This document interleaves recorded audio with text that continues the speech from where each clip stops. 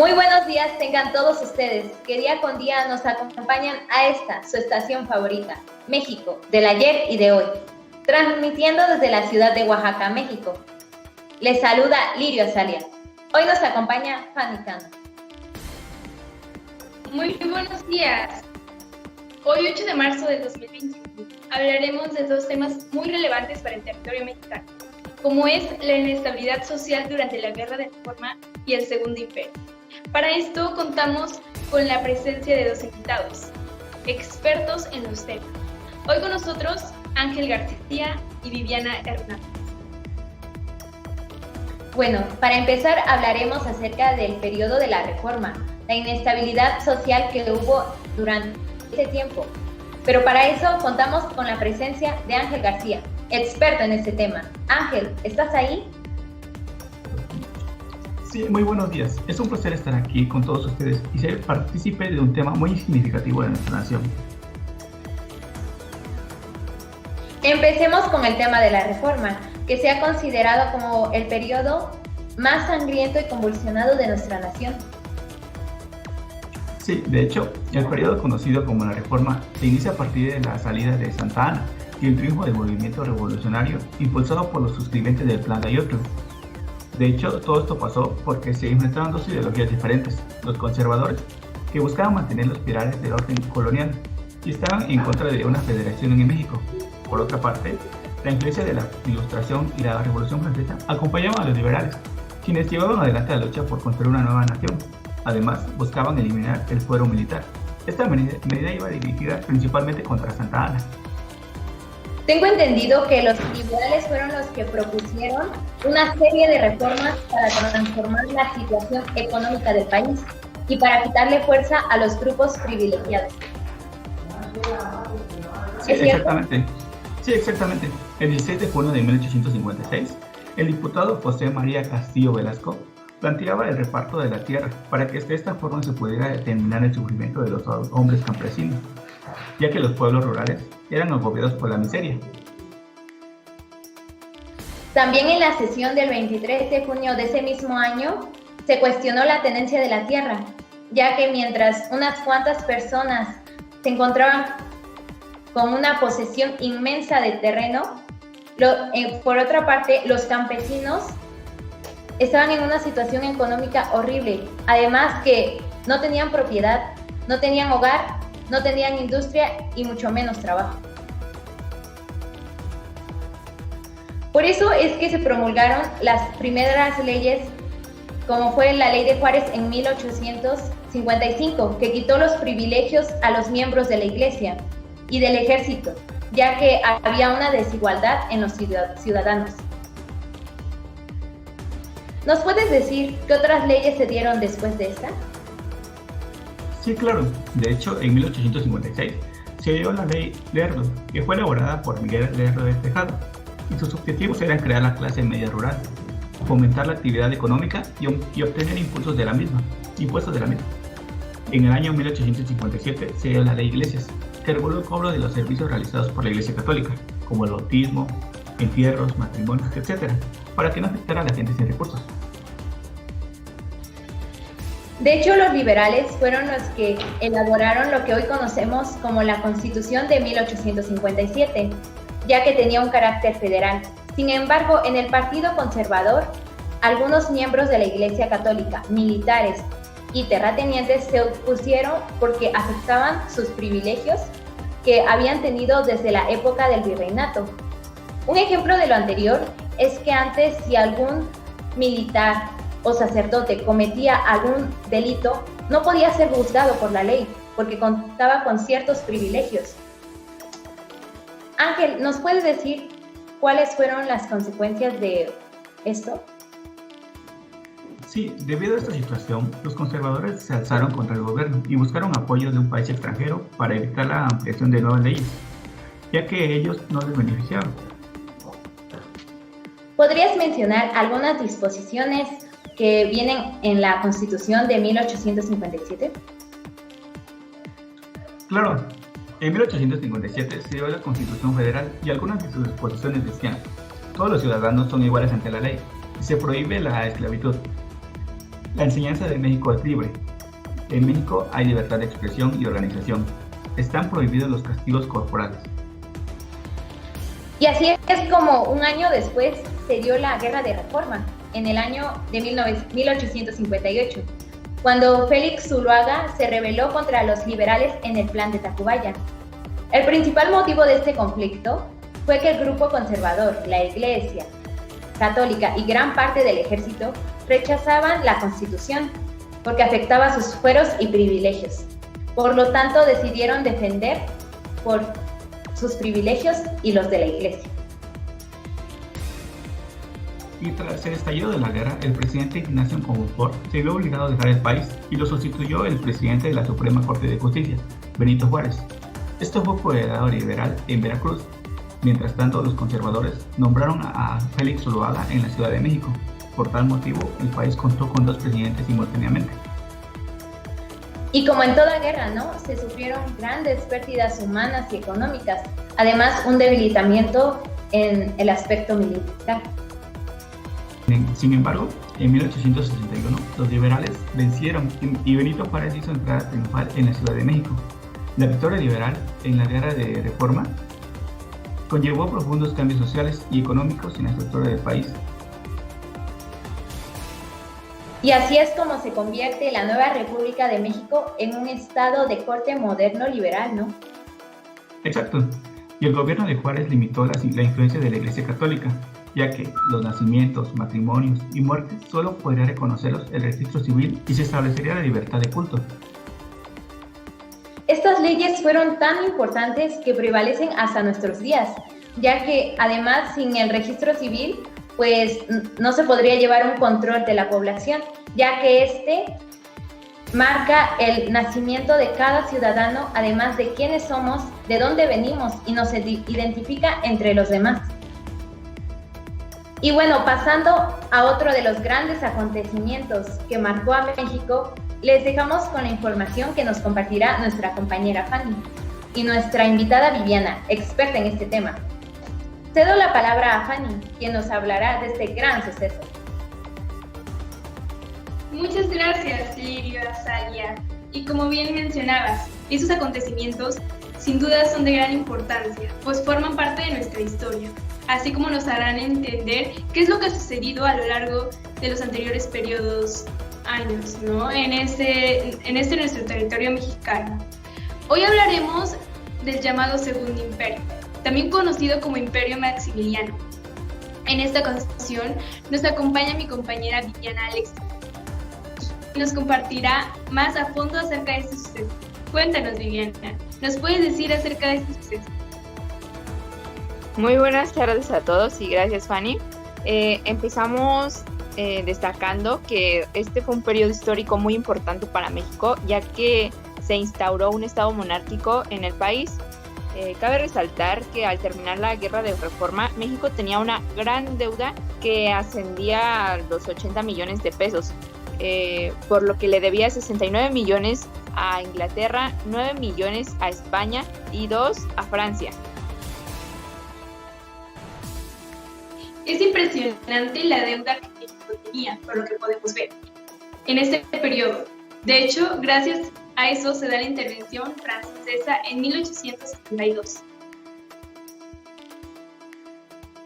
Así es, como México tenía una gran crisis económica en ese entonces, optó por suspender los pagos en octubre de 1861, por lo que la reacción de los países acreedores fue en un primer momento como unir sus fuerzas y amenazar militarmente al país. Por ello, las tropas de 3 naciones europeas llegaron al puerto de Veracruz en 1862. Más adelante, el gobierno mexicano, en ese entonces encabezado por Benito Juárez, quien era nuestro presidente, trató de convencer a Inglaterra y España de que la suspensión de sus pagos era solamente de manera transitoria. Sin embargo, pues no logró convencerlos y de hecho Francia definitivamente se negó a retirar sus tropas. Oh, bueno, pues puede que los países con los que teníamos deudas hayan reaccionado mal por la suspensión de sus pagos, ¿no? Pero realmente nuestro territorio no tenía dinero suficiente para pagarles. Estábamos en una gran crisis económica. Y bueno, cuéntanos, Viviana, ¿cómo es la influencia de Napoleón III en este periodo? Pues en ese entonces Napoleón III era el emperador de Francia y él es el que decide invadir México con la intención de instaurar una monarquía que le sirviera como base para apoyar a los confederados de la guerra civil estadounidense. Ante esta inminente llegada del ejército francés, nuestro presidente Benito Juárez abandonó la Ciudad de México el 31 de mayo de 1863. Benito Juárez abandonó completamente la Ciudad de México, pero solo para mudarse a San Luis Potosí, donde establece la sede del gobierno, de igual manera mudando la residencia a distintos puntos de la República. Sí, de hecho, por esto, a lo largo de la geografía nacional, los particulares se acogieron al decreto del 12 de abril de 1862. Este decreto les autorizaba formar partidas de guerrilleros, conocidos con el nombre popular de chinacos. Ellos fueron una base sobre la que se sustentó la supervivencia de la República cuando fueron los primeros años de conflicto. Bueno, asumiendo que los chinacos operaron sobre todo el territorio nacional, impidiendo la consolidación de las autoridades imperiales, obligando a los franceses a dispersar sus recursos y debilitar su influencia. Sí, de hecho cabe mencionar, y es un punto muy importante, que los grupos guerrilleros fueron muy numerosos. De hecho, tal fue su importancia en el ejército francés, que este mismo creó un cuerpo especial para combatirlos. Este cuerpo es un cuerpo de contraguerrilla y fue al mando del coronel Charles Louis Dupin, quien era célebre por su crueldad. ¿Cómo es que a partir de 1866 la resistencia republicana comenzó a rendir frutos? Pues a partir de 1866, los partidos guerrilleros paulatinamente se convirtieron en cuerpos regulares, permitiendo que se consolidaran con los ejércitos del norte, ejércitos del oriente, los ejércitos del occidente y los ejércitos del centro. Y bueno, como lo que mencionas, ¿quién encabezó los ejércitos del norte, del oriente, del occidente y del centro? ¿Y en qué lugar realizaron su mandato? Pues empecemos por Mariano Escobedo, quien formó al ejército del norte. Él obtuvo victorias en Santa Isabel, Santa Gertrudis, San Jacinto y finalmente tomó Querétaro. Más adelante, el ejército del oriente se refundó, obteniendo victorias en Miahuatlán y en La Carbonera. Este ejército del oriente fue encabezado por Porfirio Díaz y él en 1867 pudo recuperar a Puebla y a la Ciudad de México. Cabe resaltar que Nicolás Regules estuvo al mandato del ejército del centro. Él desterró las fuerzas del Imperio de Michoacán y del Estado de México y contribuyó a la caída de Querétaro. Ramón Corona igual fue de gran importancia, ya que estuvo al frente del ejército del occidente, principalmente en Sinaloa, en Sonora y en Baja California. Y haciendo lo mismo con Jalisco y Colima. Cabe mencionar que, con excepción de Brasil y Guatemala, que reconocieron al imperio de Maximiliano, el resto de América Latina condenó a la intervención francesa en México, y en medida que sus posibilidades intentaron ayudar. En Argentina, en Chile, Ecuador y Uruguay y Perú se realizaron colectas públicas y la prensa urgió a sus gobiernos para que organizaran cuerpos de voluntarios que lucharan en territorio mexicano. Bueno, por lo que nos pudiste comentar, fue impresionante el trabajo que realizaron los comandantes en sus ejércitos. Además, la solidaridad a latinoamericana fue fundamental para infundir ánimo en los republicanos mexicanos. Sí, en efecto, el sentir de Latinoamérica se reflejó en los decretos del Congreso de Colombia y de la República Dominicana, que fueron en 1865 y 1867. Además que declararon a Benito Juárez benemérito de las Américas. Enseguida, Europa aprobó la intervención y reconoció al Segundo Imperio Mexicano. Como resultado del fracaso de su aventura, Napoleón III decidió en 1866 retirar sus tropas, que apoyaban el imperio de Maximiliano, embarcando sus últimos elementos en el marzo del año siguiente. Ante esta situación, el archiduque intentó obtener el reconocimiento de Estados Unidos a su gobierno y atraerse por las simpatías de los conservadores. Sin embargo, pues fracasó, y a principios de 1867 los últimos bastidores de los seguidores de Maximiliano solamente quedaban Querétaro, Ciudad de México, Puebla y Veracruz, quedando finalmente derrotado Maximiliano en Querétaro. Y coméntame, ¿por qué fue tan importante el 19 de junio de 1867 para el territorio mexicano? ¿Por qué la muerte de Maximiliano fue tan importante? Pues mira, el 19 de junio de 1867 fue una fecha que marcó mucho, ya que el archiduque Maximiliano de Habsburgo fue fusilado en el centro de las campanas en Querétaro. Además, fue fusilado al lado de los generales conservadores Miguel Miramón y Tomás Mejía, lo que por consecuencia marcó el fin del Segundo Imperio Mexicano. Además, al ser ejecutado, por ende, los países europeos no otorgaron su reconocimiento al gobierno constitucional, y México, en lugar de eso, buscó la reanudación de relaciones, aprovechando la situación para declarar insubsistentes los tratados y convenciones signados con las naciones que apoyaron a la intervención y apoyaron al imperio. Sin embargo, Francia y el Segundo Imperio buscó establecer relaciones equitativas con otras naciones que no atentaran contra sus propios intereses.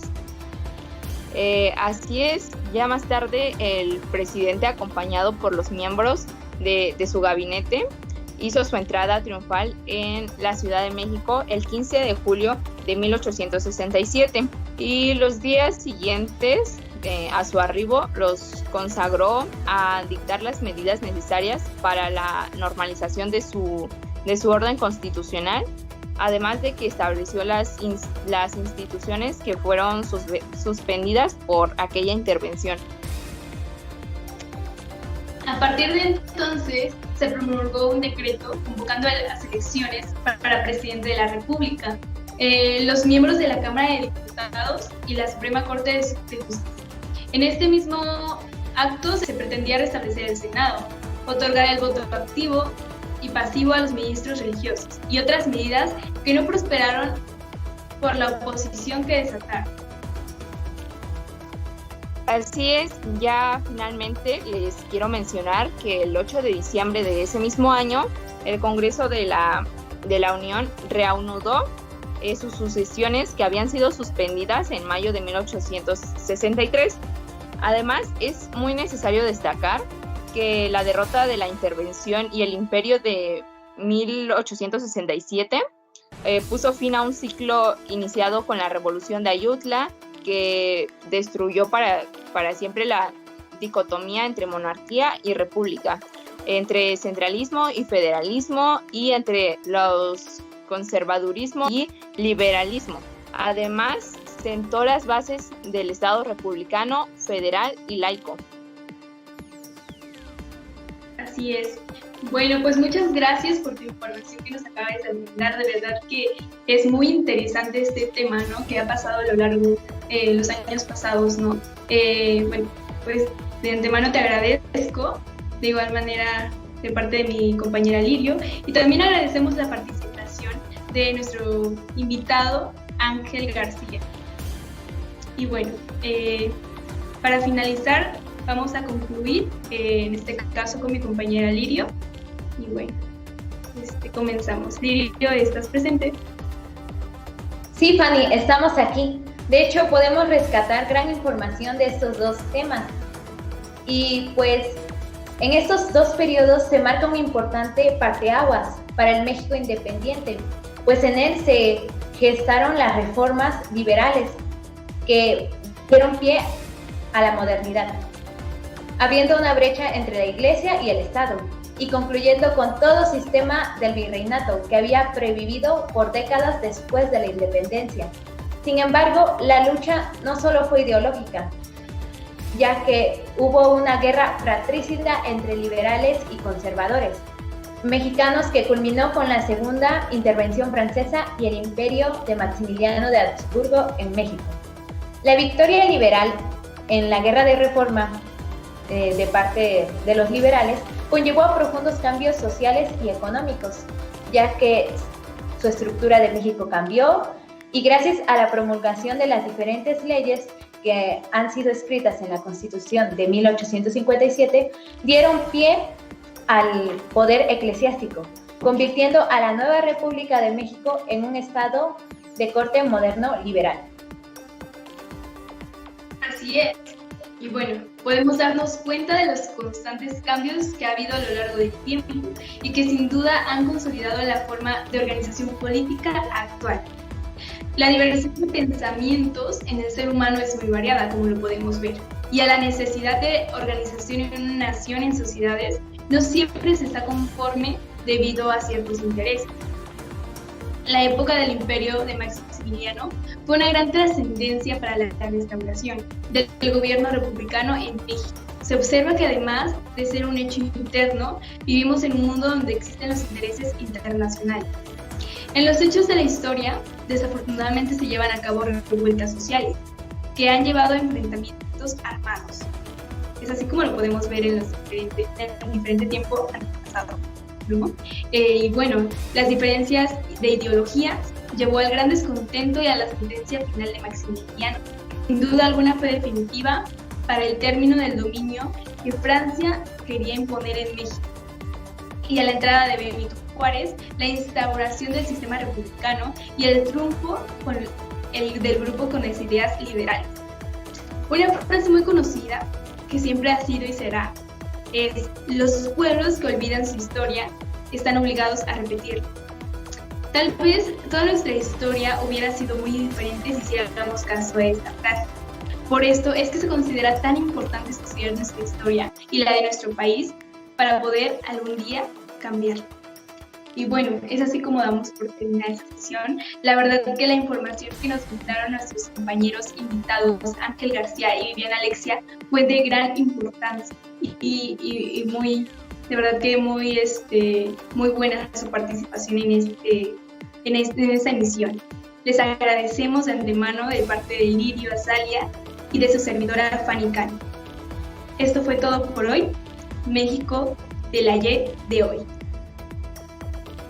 Los esperamos en nuestra siguiente emisión en su sesión favorita. Gracias.